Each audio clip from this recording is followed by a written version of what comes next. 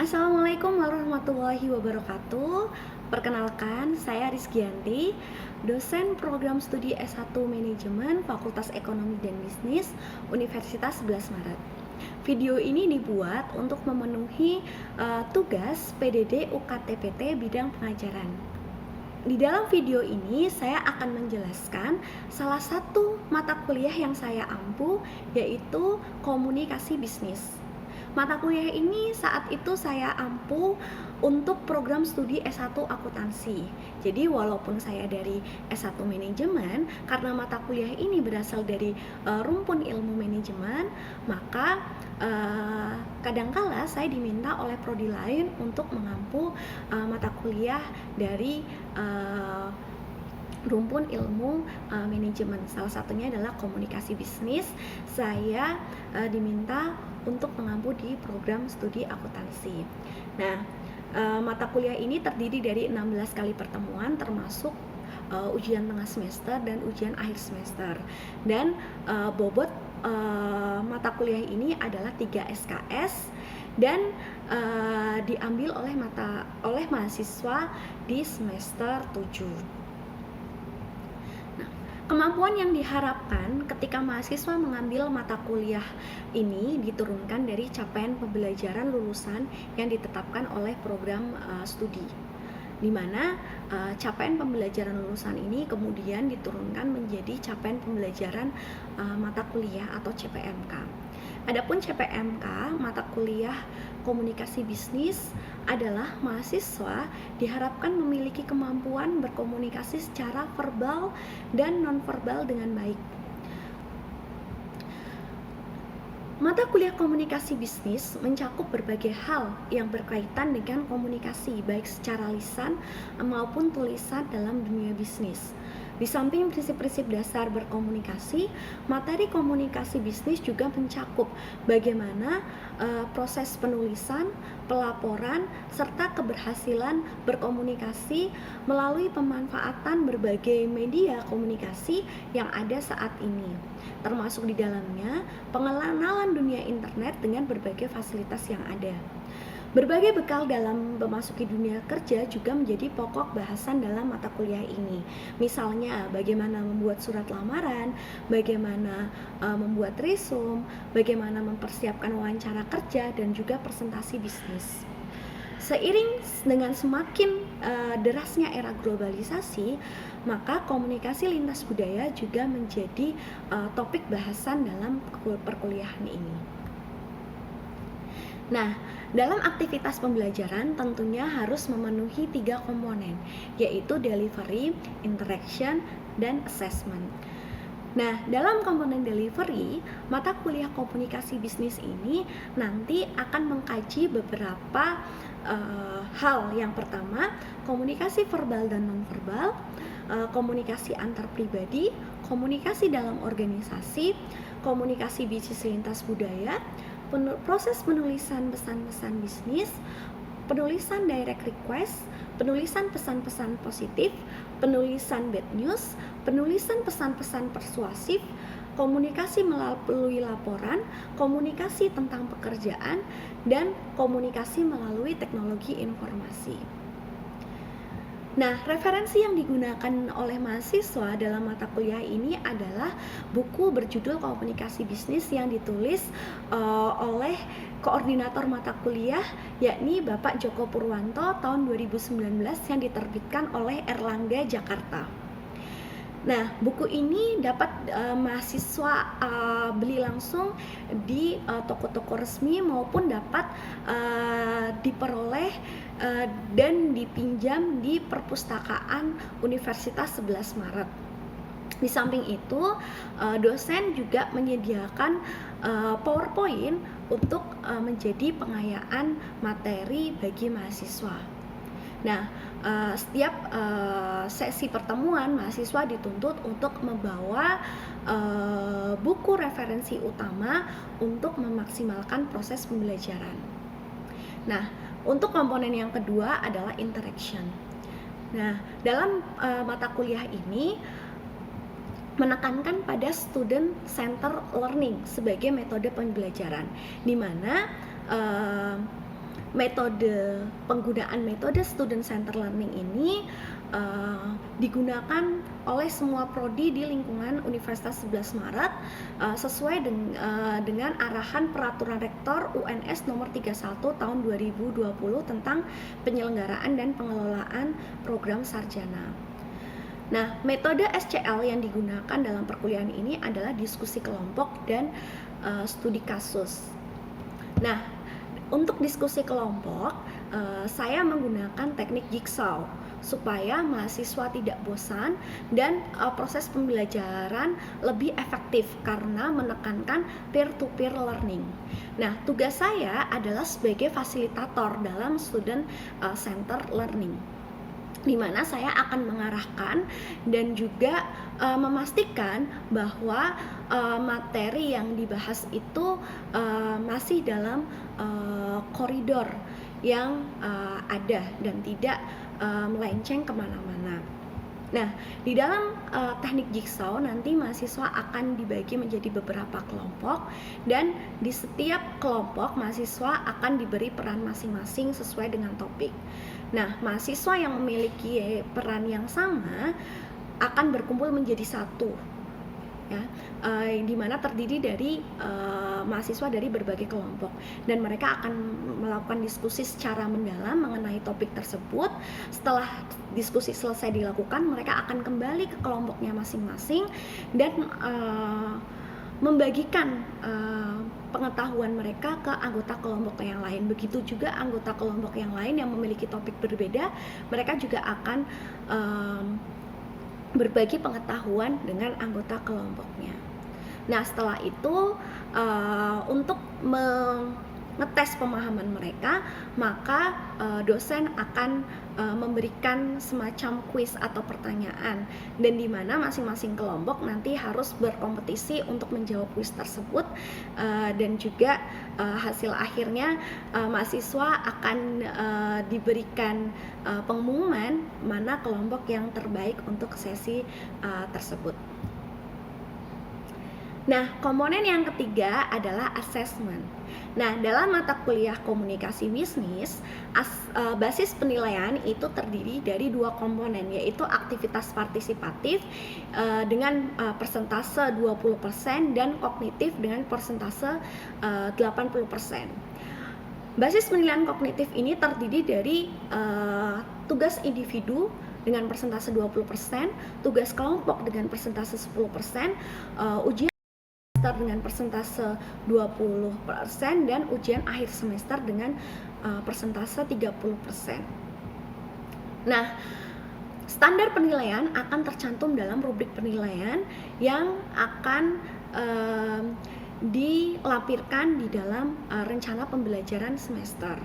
Nah, rencana pembelajaran semester ini akan disampaikan oleh dosen di awal perkuliahan supaya mahasiswa tahu apa saja yang akan dipelajarinya selama satu semester.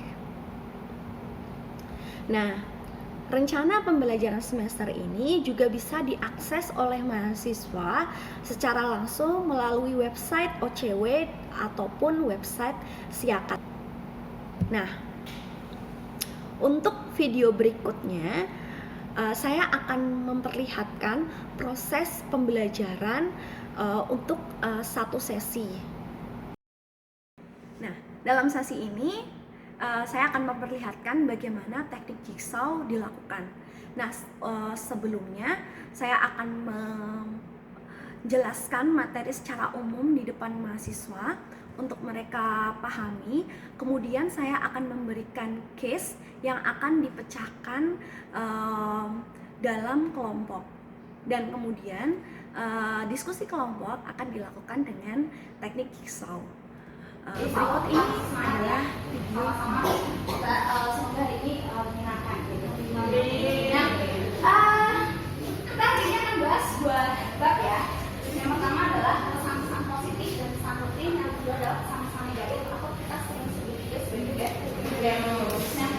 Nah, dalam dunia bisnis, bagaimana sih kita mendeliver pesan tersebut supaya lebih efektif ya, tidak membuat perusahaan atau ingin perusahaan kita menjadi buruk, bahkan kita bisa memposisikan bahwa perusahaan kita profesional karena bisa menyampaikan pesan dengan baik. Nah, yang pertama adalah pesan-pesan positif. Nah, dalam pesan positif itu biasanya terdiri dari pesan-pesan rutin. Jadi kenapa sih pesan positif itu diperlukan? Nah, ini kedua itu biasanya membantu para pekerja dalam menjalankan bisnisnya sehari-hari. Ya, kan transaksinya banyak ya, pesan-pesan positif. Ada yang sudah baca, kira-kira apa aja?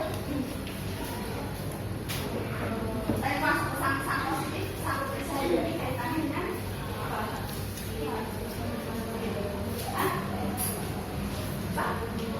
Penerimaan kerja, terus apa lagi? Apa?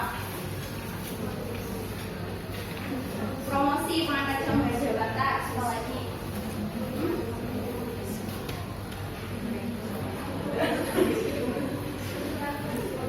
Peluncuran produk baru mungkin kebanyakannya ya.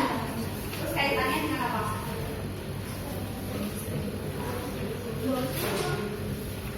Mungkin disampaikan ya. Nah,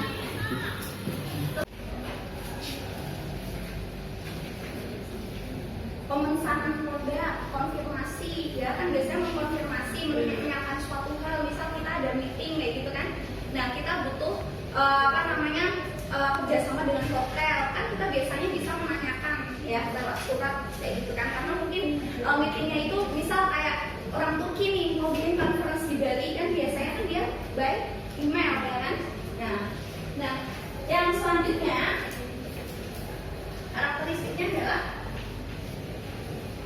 jadi di sini sebagai pengganti dari komunikasi di tempat kerja, karena ada kalanya komunikasi tidak bisa disampaikan secara lisan, terutama kalau dalam bentuk surat ya.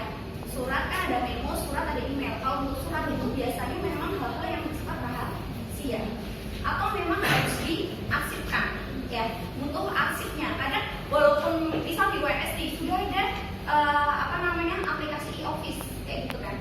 Jadi surat menyurat sudah ada di kalau nggak salah nama aplikasinya tuh SIPD kalau nggak salah apa gitu ya, saya lupa. Dan itu tuh surat menyurat tuh sudah secara elektronik, tapi tetap fisiknya itu tetap dikirimkan itu sebagai arsip ya. Nah, yang selanjutnya karakteristiknya adalah dalam positive message ini membutuhkan kaitannya dengan skill dalam menulis ya, terutama kaitannya dengan komplain. Komplain itu komplain itu masuk ke pesan-pesan rutin. Misal kita pesan barang itu kita melakukan komplain. Nah, dalam komplain itu kita harus tetap mengedepankan kata-kata positif, bukan judge bahwa ini buruk, apalagi sampai kita hanya sepihak saja kayak gitu. Jadi kita tetap menempatkan nilai-nilai etika dalam bahasa tulis. Nah,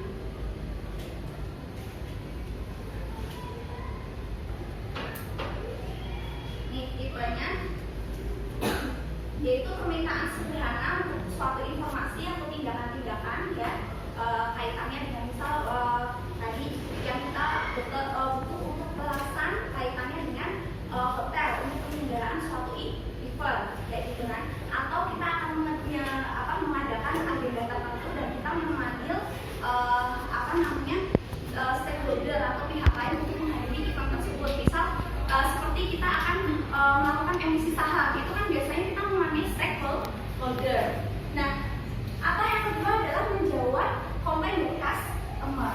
Dalam menjawab ini adalah termasuk pesan-pesan positif. Yang kedua adalah memberikan penjelasan kepada pekerja ya, penjelasan terkait dengan mungkin adanya bonus ataupun adanya undangan tertentu. Namanya juga berita burukan. Kita perlu trik-trik khusus atau keterampilan-keterampilan dalam menulis supaya si penerima itu tidak shock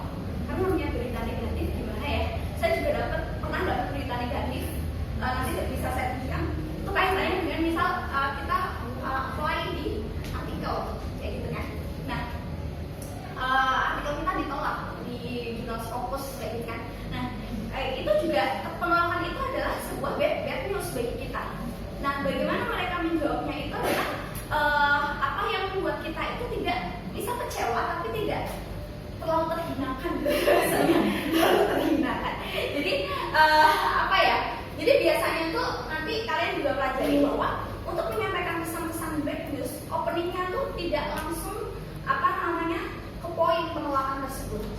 Dan jarang sekali bad news itu memakai strategi direct, atau kalau direct itu apa?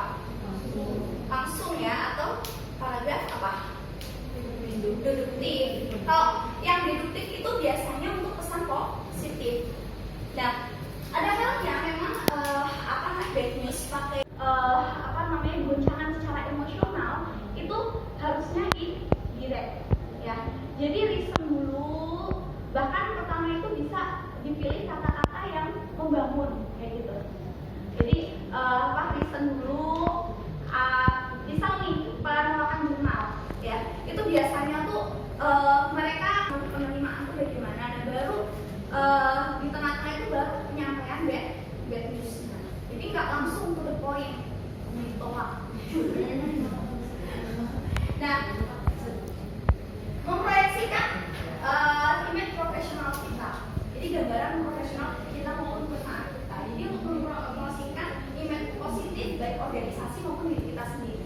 Jadi tujuannya kenapa sih harus mengkomunikasikan bad news dengan strategi yang baik kayak gitu kan, untuk mempromosikan sisi profesionalisme dari kita maupun organisasi kita. Yang selanjutnya adalah menyampaikan rasa empati dan sensitivitas kayak gitu ya, untuk menunjukkan respect kita ya, rasa hormat kita, rasa penghargaan kita kepada si penerima. Jadi walaupun si penerima itu bagi penerima itu bad news, tapi di sini kita tetap showing our empathy. Tapi di sini jangan sampai sensitivitas dan empati kita menimbulkan kewajiban hukum. Maksudnya itu terlalu berlebihan, akhirnya ada celah bagi si penerima itu menggugat kayak gitu. Nah, terus being fair, adil ya, untuk menunjukkan bahwa keputusan itu tidak sepihak dan rasional. Ya, oke. Dan ini juga sama, nanti kita akan bahas. Yang terakhir adalah menciptakan goodwill. Jadi memaintain ya hubungan pertemanan. Jadi menciptakan goodwill. Goodwill itu tahu ya, perasaan positif untuk membangun hubungan dengan orang lain atau menjaga hubungan dengan pihak lain.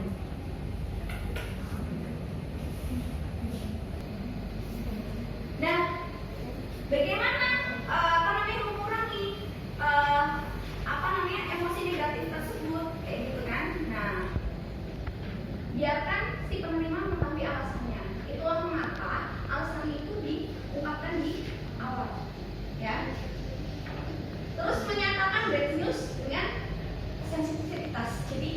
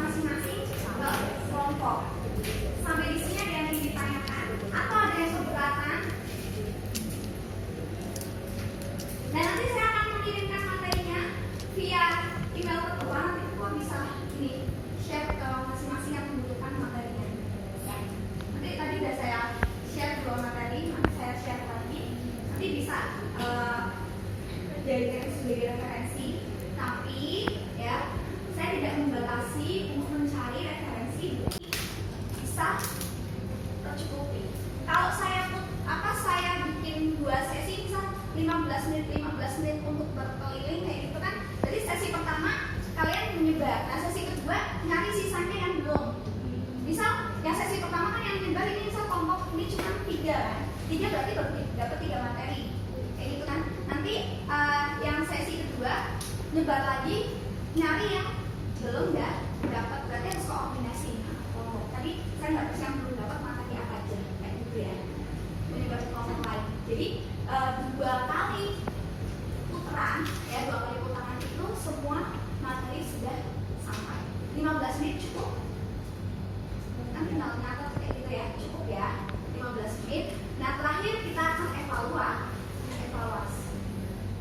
itu calon eksekutif udah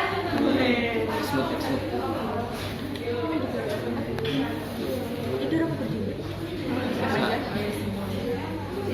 Ini sini enggak?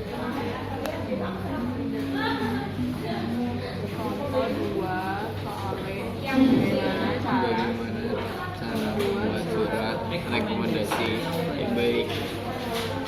Itu atasnya linknya apa gimana tuh?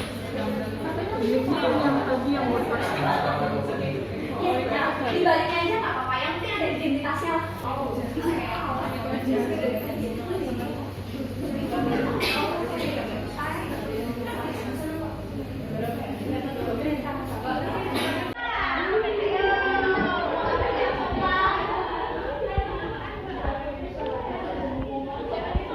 Ini di bawah.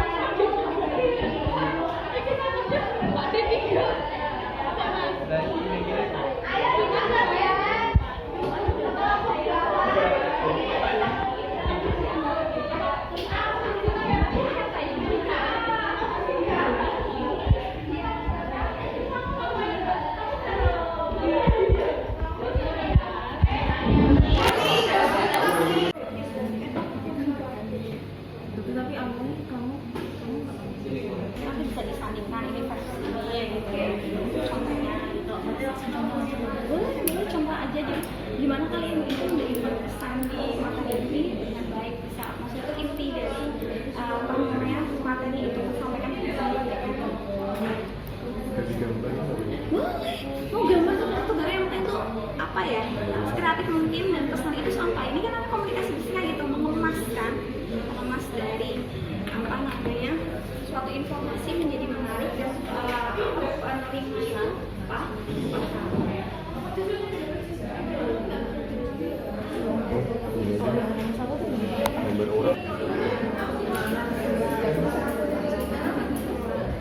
Kan ada banyak ya, ada best news kayak gitu kan. Salah satunya kan best news kayak gitu kan. Nanti bisa apa namanya, kamu ambil salah satu contoh aja. Misalnya contoh dari buffer itu. Jadi ambil salah satu contoh, itunya apa komponennya ditulis semua, nanti ambil salah satu contoh kayak gitu buat dicontohkan. Khususnya misal gitu kan dicontohkan saya menjelaskannya untuk mencontohkannya gitu.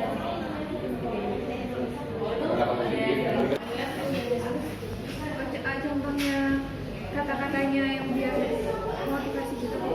Iya, contohnya misal kayak saya yakin Anda bisa diterima lebih baik di tempat lain karena Anda berpotensi belajar gitu kan. Karena alasan-alasan tadi mungkin kan alasannya banyak kenapa nggak diterima perusahaan itu, tapi perusahaan itu tetap menyemangati gitu. Tapi tidak membuka suatu korespondensi lebih lanjut, paham ya? Jadi itu ada batasannya, nggak terlalu lebay akhirnya bisa mereka tuh ingin menjadi lagi intinya tetap apa namanya di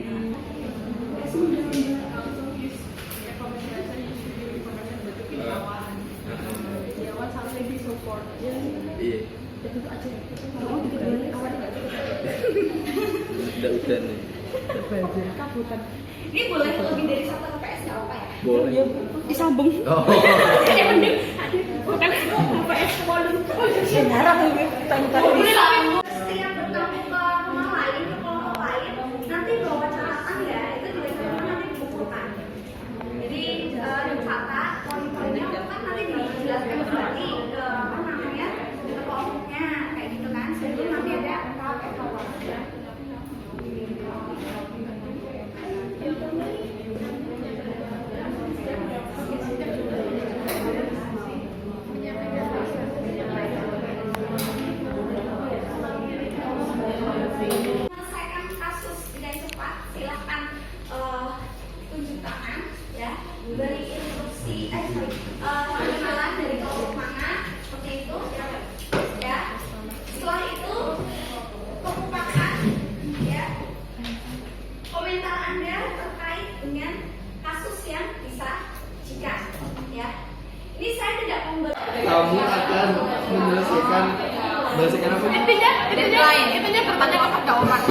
Iya, intinya tanya sama orang. menyelesaikan tugas dengan baik.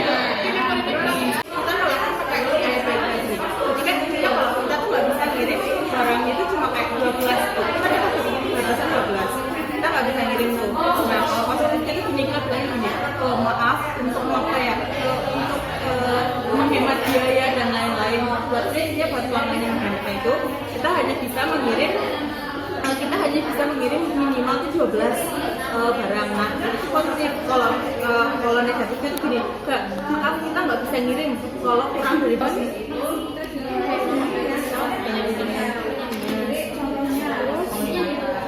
Kalau misalnya lebih halus, nggak langsung berkoyak. Intinya